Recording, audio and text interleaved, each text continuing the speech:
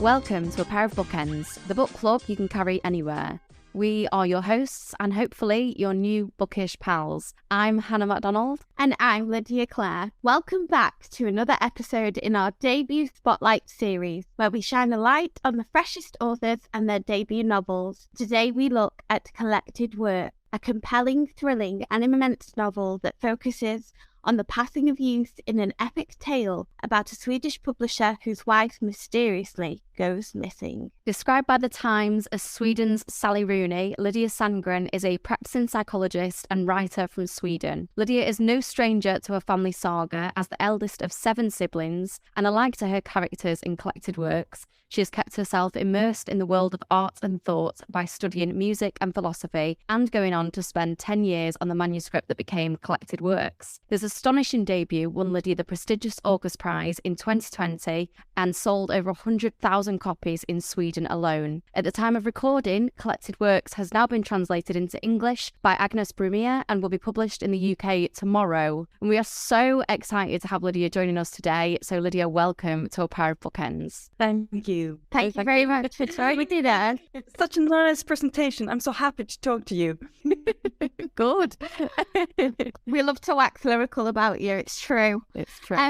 So we always like to start our interviews by asking, what are you currently reading? Actually, I started to read Karl Ove Knausgård's My Struggle series when I became a parent 6 months ago. I had a child, and I felt that finally I can read it. So now I'm reading the last book. You know, it's huge, number 6 in the series. It's wonderful. I mean, you're not really a stranger to a big novel, are you? Let's face it, because you've written one. No, but when I read it, I am thinking all the time, how can he have written so much? It's immense. It's huge. What kind of person does this? Yeah, nice. I might be one of them. Lydia, my Lydia, when opening the package of your book, almost killed her child because of how big it was. So literally, nearly dropped it on his head.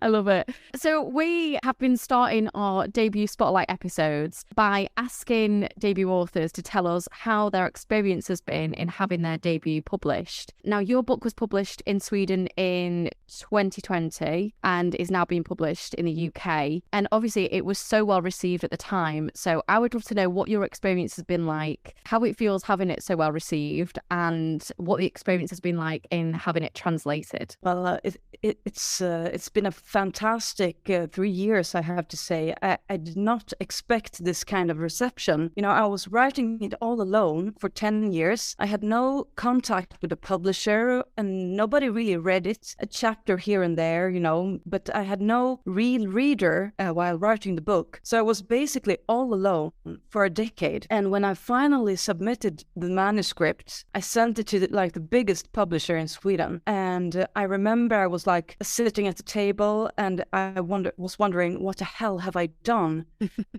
They will laugh and laugh and laugh. This is so crazy. Who would accept this kind of manuscript? And it was, you know, I had this sense of, you know, taking a really big risk because I hadn't, you know, tested it to anybody. And so when it was actually accepted, and then I worked with the manuscript a lot. And when it came out, it was so profound, really profound experience for me because it changed everything. I wanted to write all my life. I have been writing since I was a little kid, and to actually have readers, somebody who wants to read your book and who does it and who have thoughts and interpretations of it, it's one of the biggest things that happened to me actually, because also it made it possible for me to write more. It opened a door for me to being an author, which to me means writing every day and having somebody to read it, which is all I've ever wanted. And what was your writing process like in those 10 years? Because obviously that's such a huge period of time. So what was the process like? Did you ever feel like giving up?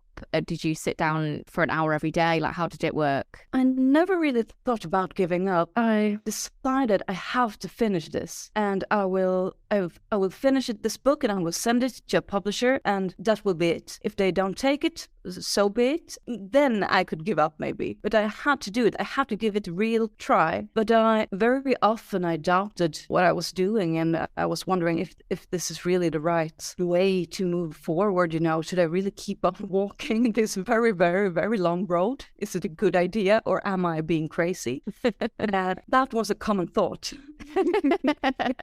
And I worked for the first 5 years I was studying, and for the last 5 years of writing, I started to work as a psychologist. And I actually wrote the greater part of the novel while working 8 hours a day in a psychiatric clinic. Wow. So I had to work a little every morning, and I could work a little every night and in the weekends. So I became disciplined, and I really somehow, I think, I started to write much more seriously when time was so limited. I had huge amounts of time while being a student, and I wrote a lot as well, but you can always do it tomorrow. It's I could sit for ages, with the chapter, and the story is like it's such a big story with a lot of plot lines and characters. And I remembered recently, because I found a lot of old manuscripts, like Martin does in the opening scene.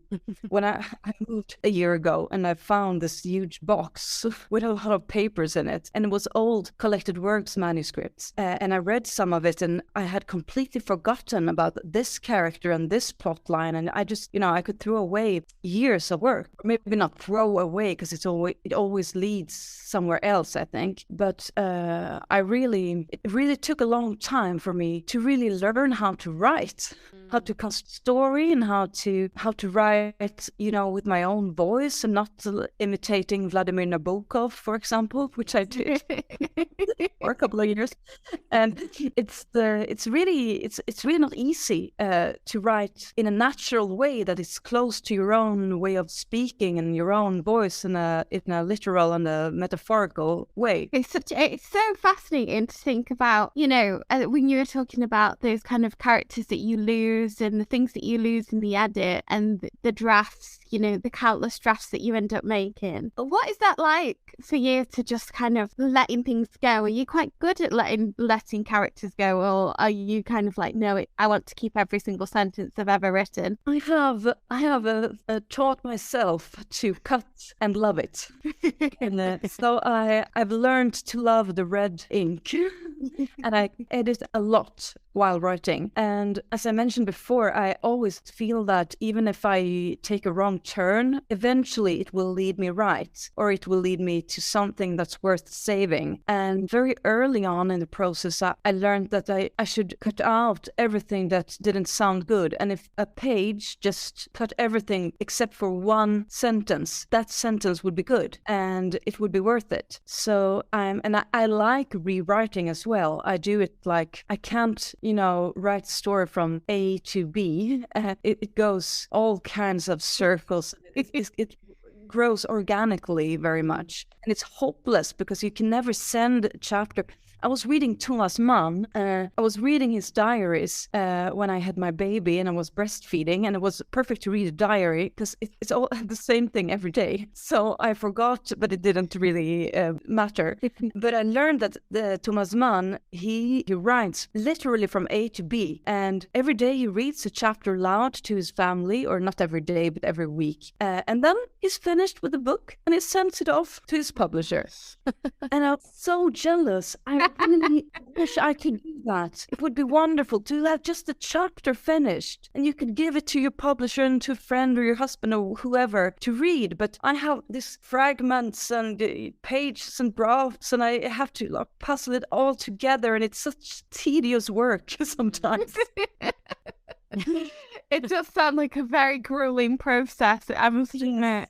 Moving on to the book itself, I mean, I would be absolute liar if I didn't say that me and Hannah have just both absolutely loved the experience of reading this book. And the fact that it was quite a hefty tome, it's a big book, has just made it even more exciting. And I am terrified of books that size, aren't I, Lyd? Yeah, she's got big books. And when I saw how long it was, I was like, oh no, I really hope I love this. And I was so like pleasantly surprised. You know, I had a few pages into it and I was sucked straight in, and I didn't want it to end. So when you've got a book that size and you don't want it to end, like that's a very good sign. Yeah. I take that really as a compliment. And I thought a lot about readers when I wrote it. I thought that if I'm going to expect anybody to read this, I have to make it readable. It have to be, I didn't think at the time I wanted to write a page turner, but I wanted to write something that you could read like when you were a child, like childhood reading. Just delve into the book and stay there, and then you come up to the surface like what happened. But that was what I wanted to achieve.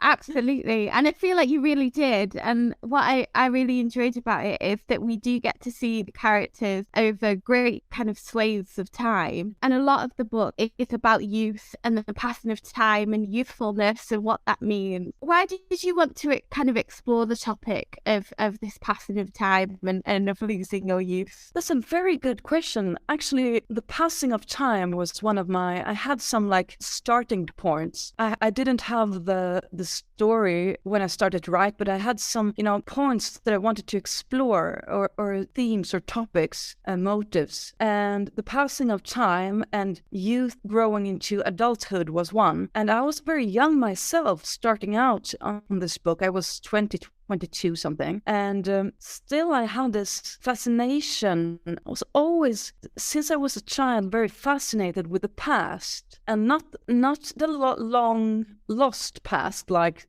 18th century, but the past that was just in the corner of your eye, like the 80s when my parents were young, and the 70s when the world was pretty much like my own world, but still not really the same. And we had this huge attic at my parents' house, and it was full of old stuff from my grandparents. My father cleaned it out totally. He threw everything away when I was 15, 16 or something. And I remember it. I felt so sad about it. I mean, I couldn't, it's his house. He can do what he wants with the stuff in the attic. And it was probably a big risk for fire. But when I was a child, it was such a sense of mystery and, like time packed tightly together up there in the attic. And I wanted to preserve something of the past that is not really long gone yet, but soon to be. And I choose to write, to place the story in a time like the 80s, which I haven't really,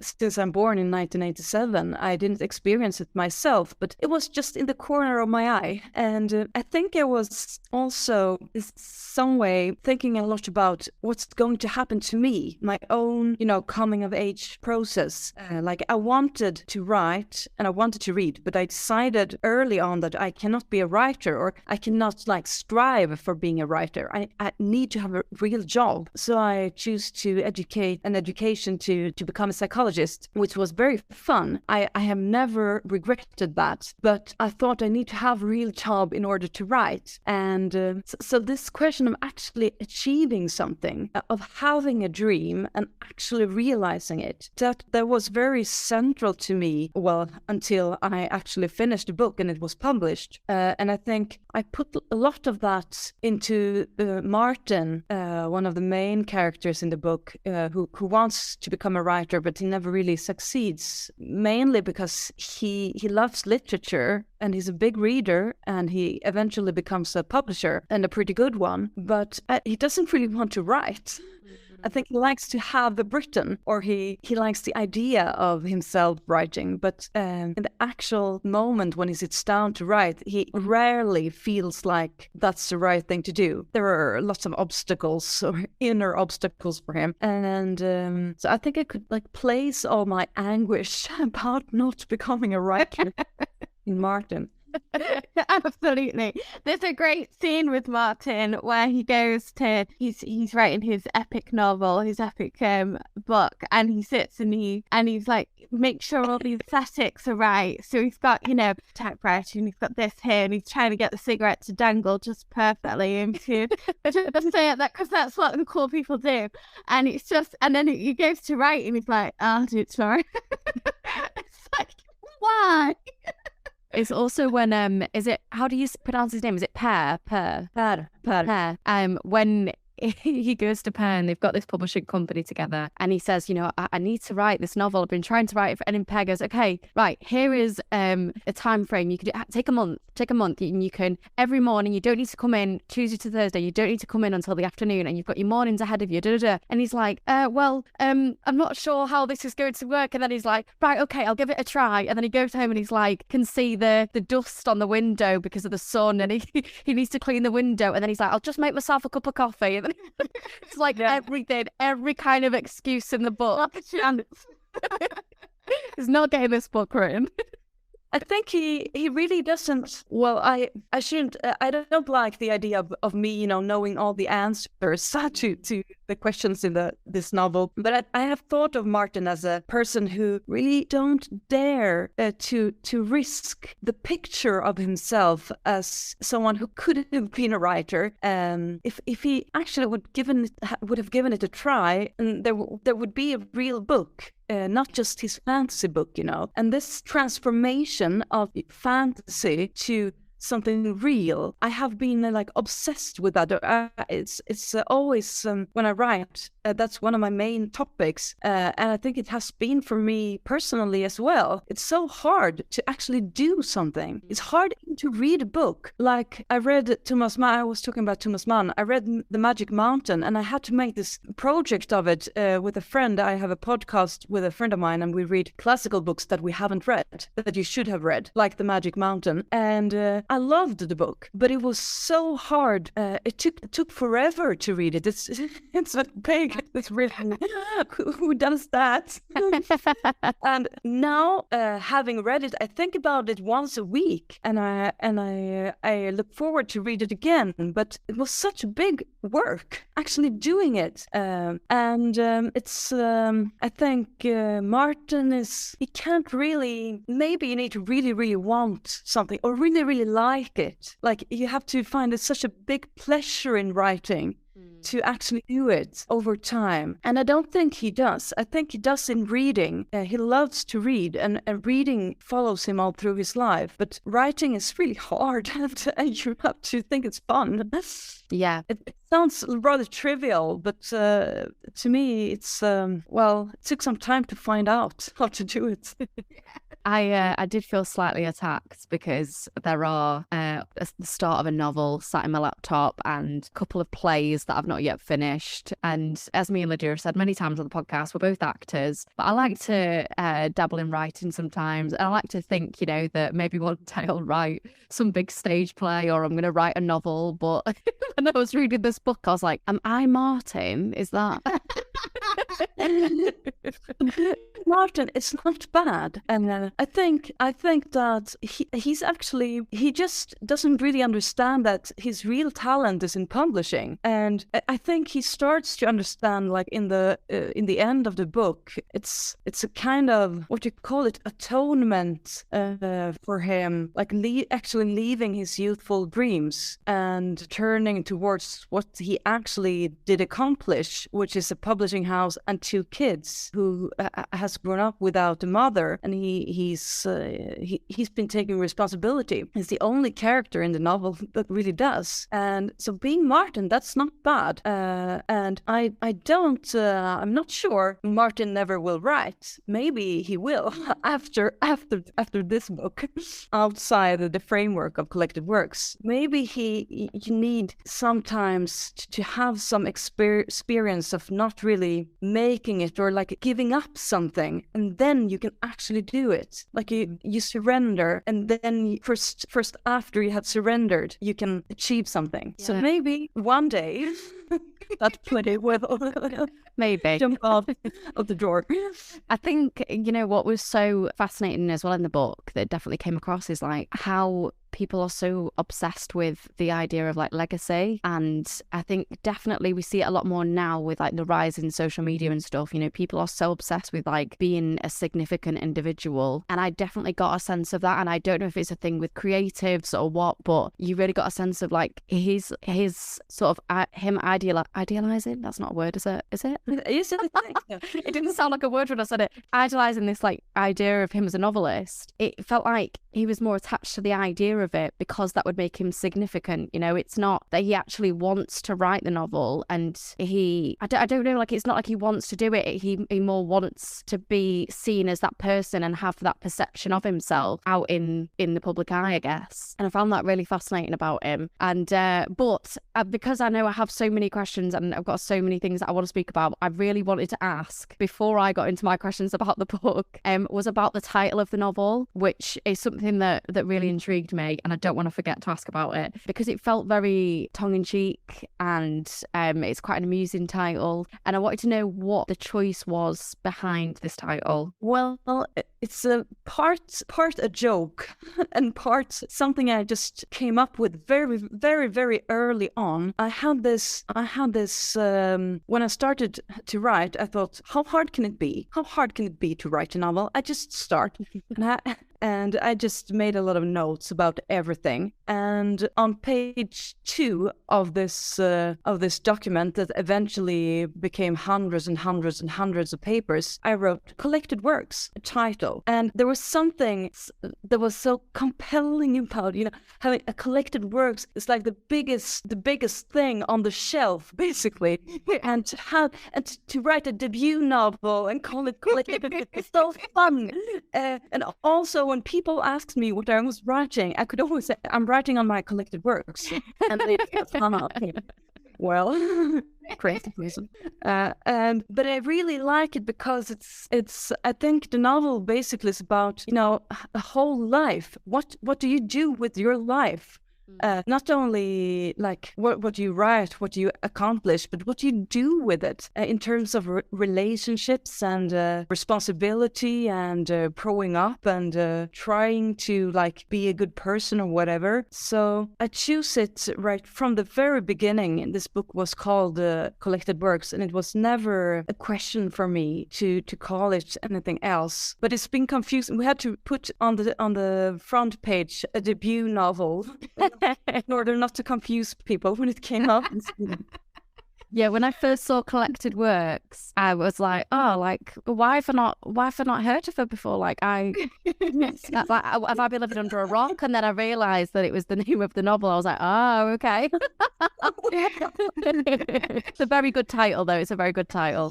Absolutely brilliant title. I love it. If something makes you laugh and it's like you have this kind of, oh, this is a really good joke. Yes.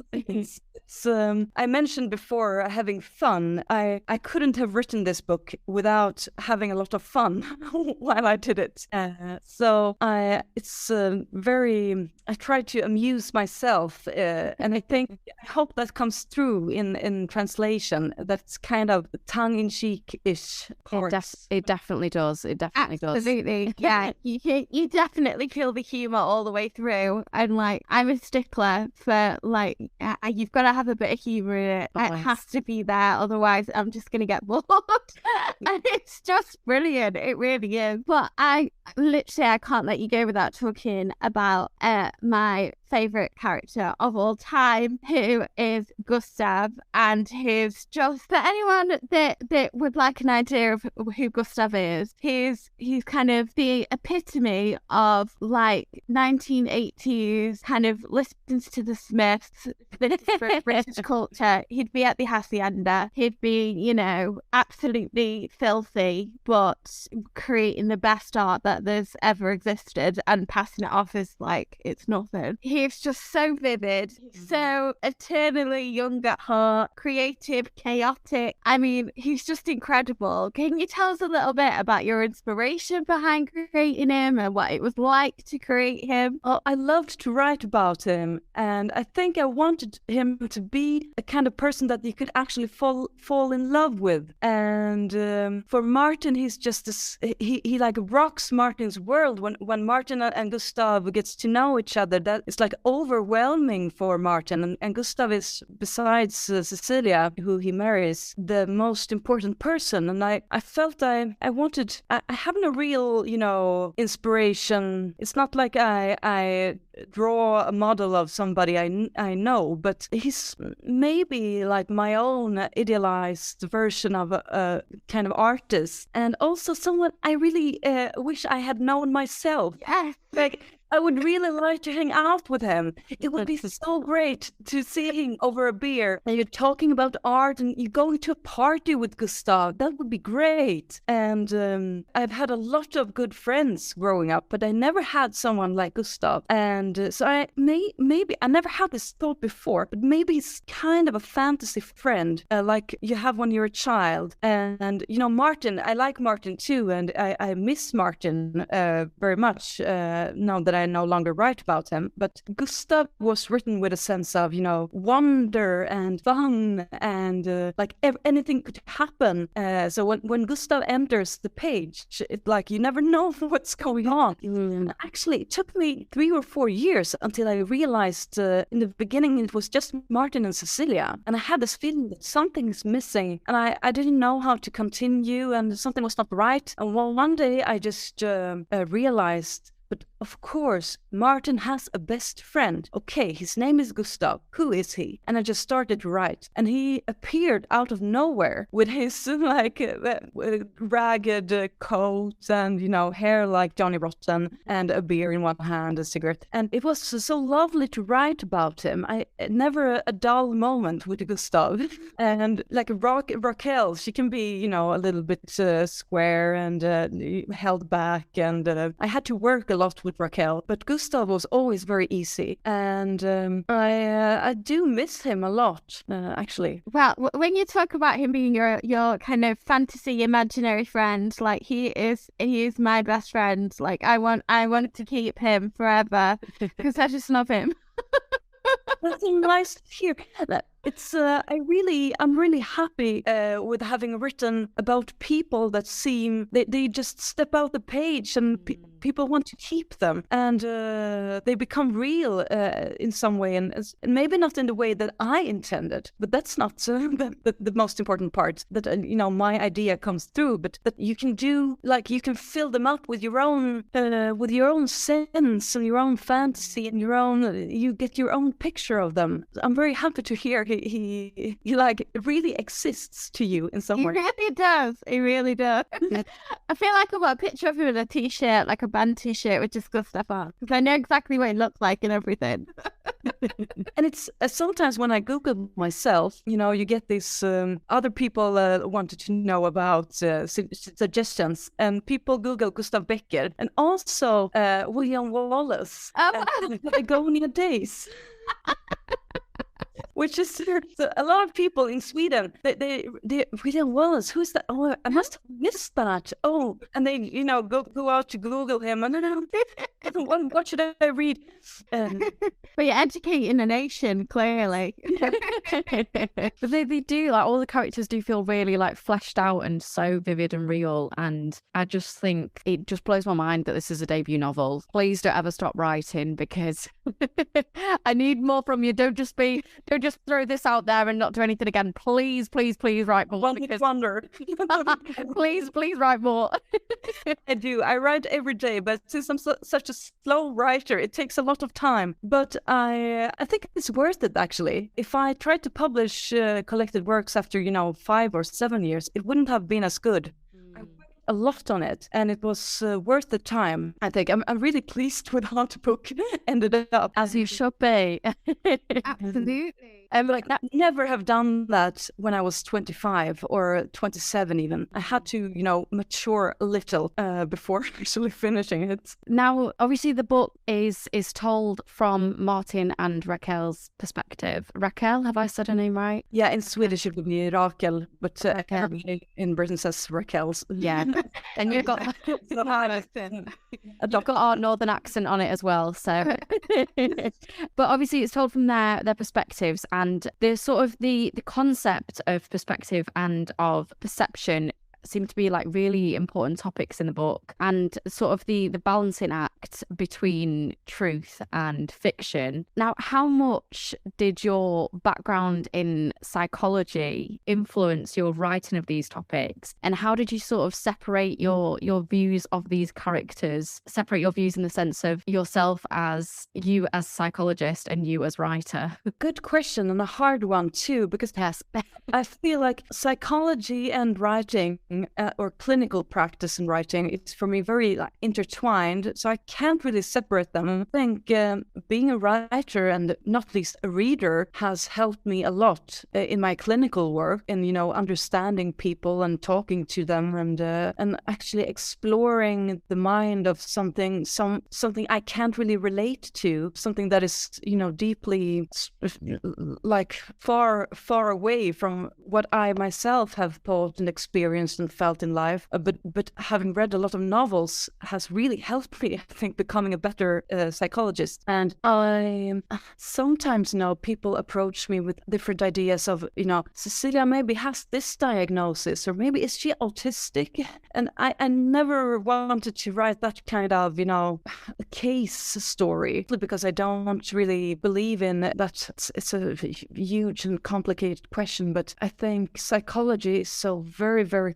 complex. And once you're starting to think that, okay, now I will write about someone who has attachment issues, now I will write about someone who has borderline personality, that's not a good point of starting a work, because what is that? What is a borderline personality? What is being autistic? A real person, anybody, is always so much more than the theories, psychological theories can say. So we use them as a kind of map, but it's not a full map. And it's a big difference between the map and the territory. The map being diagnosis and theories, and territory being a real person. And I think maybe the common part, or where it overlaps for me, is curiosity, and to try to find the right question, like which question will lead me forward, not providing answers, not to my clients and not to my readers, and always stay curious and try to see what's behind. Why did this happen? Okay, so now here we have Martin and Gustav. What did they do? I don't know. I have to find out. Yeah. And I know I always, when I see a new client, I'm always, I think it's such fun. A new person. I don't know. What will it be like? Who am I going to meet? It's so much, so stimulating, actually, not knowing. And I really like not knowing. And I think I have to keep cling on to that. It's very tempting to provide answers, to tell a person, oh, okay, A and B and C led you here. So if you do this and this and this, it will be fine and you will be a happy person. It doesn't work like that. And if somebody tries to tell you that, you should go away. But it's not true, No. And I want novel writing to be like that as well. Like I don't know what's going to happen. And sometimes I love when I'm surprised, when I hear something or I write something that I didn't think of. And this moment of finding out or being surprised, it's I want to keep track on that, Absolutely. And I feel like a lot, me and Hannah disagree with this. Hannah likes her questions answered in books, and I like my questions unanswered. And we were always arguing over this. She's like, I need answers, and I'm like, no, don't tell me anything, keep it vague. But so that is always how we approach our reading. But I found that with the character Cecilia, kind of her absence from the book, she when we first meet Martin, it's Martin's wife I'm talking about here. She's been absent. She's an absent mother. She's an absent wife, an absent friend, an absent daughter. And this, on the face of it, this book feels like, oh, we're just going to find out about why she's missing. And it's not that at all. It's about the ramifications of her absence, and for me, it was more about kind of what is left in that space that she left, what can be explored there. And it's such a fascinating subject. And it is one of those things where we don't find out all the answers. And this isn't a spoiler at all. This is just life, right? We're not going to find out every single thing that happens. And I found that that to be the most satisfying bit, and I know people will disagree with me. They don't. Probably. But I love the fact that we don't get all the answers in this book. What were you wanting to do by kind of keeping Cecilia absent in that novel? I think you put it very well. Her absence is, I wanted to explore like what's around the absence. And I thought of her as like a black hole, you know, something that everybody, you can't see it. It's really nothing. It's an absence, but everything gravitates around it. And I decided early on that I didn't want Cecilia to speak for herself. She's always pictured by other people's stories or Gustav's paintings or her and Martin's stories and Raquel's memories. And I wanted to like draw her contours with the help with the pictures of her in the stories, which are not truthful, you know. So I wanted to keep the mystery because I think, as you said, we don't get all the answers. Life is like that all the time, and we, especially in love stories or in our relationships with our parents or children, there are always so much mystery. Why did this happen? Why did she do that? And why didn't he answer? And what does he want? And you don't get the answers, or you have to think for yourself, and you can try to force the world to answer you, but probably even if they try to, it won't be satisfying. And I really enjoy reading as a way of, you know, trying to understand the world around me and people around me. And I think the good authors, they can like tell a story that you feel is like true. There's deep truth here, but no answer really. It's not a, you know, solution or you can't really say, okay, so this and this and this and this and this and that, and this is the answer to everything. But you still get a sense of truth, of like human truth or emotional truth. And the novel itself can be that, I think, even with all its mysteries unsolved. And another aspect of this is that when I started to write about Cecilia, I thought I needed to know everything about her. But I was very, very young, and most of all, I didn't have any children. And I think I couldn't have written about a woman who abandons her family, you know, being a 25-year-old psychology student with no kids. I couldn't have done that. Maybe in a couple of years, when I have learned a little bit more about motherhood, I would have been able to tell that kind of story. But I felt that was a limit. My own experience was a limit as well, because it's really so hard to understand. How can she leave? How is that possible? At the same time, a lot of people abandon their kids, but they don't go away. They just do it mentally or emotionally, and they are there in the kitchen drinking coffee, but they are still gone. But it's also interesting that sort of the gender disparities with that, in that it would be more frowned upon for a woman to be absent than it is for the man to be absent. And I think that's what's so fascinating about Cecilia as a character is kind of what she represents. And, you know, she represents sort of the pressures and the societal expectations of women, and especially of women as mothers. And I think, yeah, it just really kind of called to mind that men would not be treated in the same way that she is. You know, if Martin had walked out on them, it wouldn't hurt their circle of friends, and their family wouldn't have reacted in the same way. Yeah, and I just think that's why she's so interesting. She's maybe she's a kind of imaginary friend for me as well, because, you know, she's so, I never met anybody like her, or actually she has something of, you know, this, she's so determined and at the extreme. She can't compromise, and I think also that she has a really hard time living in the common world, you know, with other people. And that reminds me of some people I have met in life, but mostly this kind of extreme devotion to intellectual work is something I wouldn't call it an ideal for myself, because I don't think it would be a good thing to be like Cecilia, but she really is amazing. She definitely has that sense, like she's very flawed, but she's kind of unapologetic about the fact that she's flawed. Yes. And I think that's the kind of like pull to her. Yeah, I just really loved the way that you wrote her. So I would like to meet her. Actually, now talking to you, it's like revisiting the book. book and seeing them with your eyes. And I feel very strongly now that I would really like to meet Cecilia. I remembered I was many years ago in Paris, and I thought I should do some research for the novel, and I was walking around and I was all alone, very, very much alone. And I went to a restaurant and it was no fun. I had nobody to talk to, and I just sat there. Everybody was there with friends, and I felt like, what am I doing here? And I didn't talk to anybody for several days, and I was walking the streets, and I really felt this deep sadness when I realized they do not exist. Martin and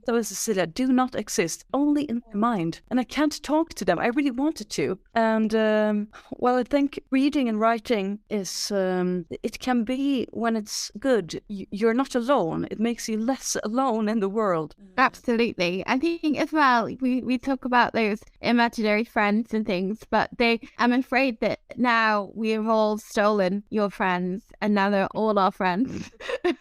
We're all a community now. Anyone that's read this book will know.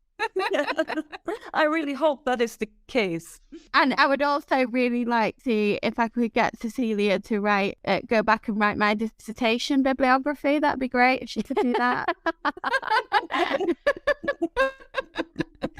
I feel like she'd be quite good at that. Yeah, I do. I don't even know how we've hit this time, because I feel like there's so much in this book to talk about, and we've barely scratched the surface. But there are so many incredible, vivid characters in the book, and it's just so well written. They're so fleshed out, and they do feel like people that you know. Like, I was so excited to pick the book up again and carry on finding out about their stories and their worlds. And yeah, I wish I could have stayed in their world for so much longer. But that is kind of the beauty of literature, isn't it? That you can spend some time with these characters and these people, and then you kind of leave them and then let them go. We can go back someday. I could go back. I will be revisiting. Yes, absolutely. I think if the book had been any bigger, my wrist would not have coped. So let's just say it's good.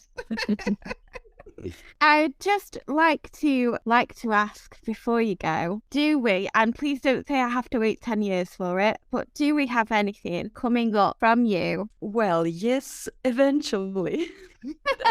One that would be, but I can say I have been writing on novel number 2 for 5 years. So, oh my gosh, maybe 1 or 2 more years. But I did a lot of things. I had a baby, and I collected works came out, and so on. So now actually I'm just right now. I just feel that I have started on it really.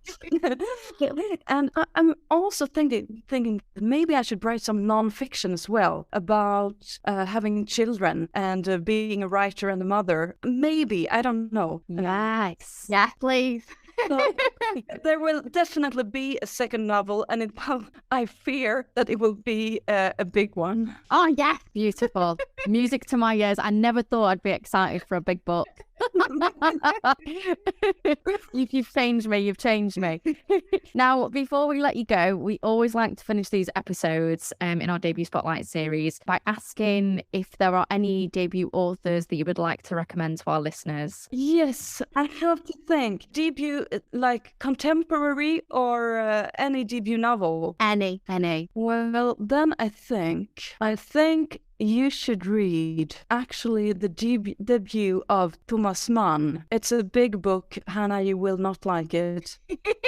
But it's worth it. I read it last summer. It's called Buddenbrooks, and it's a family saga as well. It takes place in late 19th century Lübeck, I think, and it covers 3 generations, and it's a lovely book. It doesn't really happen anything. Go on, and they do a lot of, but still it's lovely, and it was his first book, I think. I would recommend it anyway. Amazing. Like that. Hannah loves a family saga, don't you? I do love a family saga. Just big books do scare me, but I am excited for Lydia's next big book. I think it's actually at the moment only Hanya Yanagihara and Lydia now that I will forgive for big books. That is true. They're the only people we forgive. It's a company, yeah. So that is, unfortunately, we have hit time and we have to let Lydia go, which is very upsetting. But collected works will be published by Pushkin Press on the 6th of April in the UK. It is out. Where else is it out, Lydia? It's everywhere. It's everywhere. Yeah, not Everywhere. but everywhere else. Losers. No, I'm joking. But yes, all of our UK listeners, get yourselves ordering a copy of this. I'll be popping a link to order in the show notes. So go get yourselves a copy. Don't be scared that it's a big book, because you really, really, really won't regret reading this. And Lydia, is there anywhere that our listeners can find you on social media? Yes, on Instagram. I just opened it up after having a hidden Instagram for ages. Amazing. So yes. Sorry. You can find Lydia on Instagram. I will pop her Instagram in the show notes also. I just really don't want to let Lydia go. It was great to talk to you. I had a real fun. Oh, thank you. No, I honestly, there is so much to talk about with this book, and I just feel very sad that I honestly could spend hours talking about it, about the family dynamics and about the characters as individuals and their stories and the themes, and there's so much. It's really, really difficult to fit that into an hour conversation. But thank you so much for your time. And listeners, if you enjoyed this episode, please don't forget to rate, review and subscribe, as it helps to boost us in the charts. And if you would like to follow us, you can do so at Pair of Bookends Pod on Instagram and at A Pair of Bookends on Twitter and TikTok. Until next time, happy reading and thanks for listening. Goodbye. Goodbye.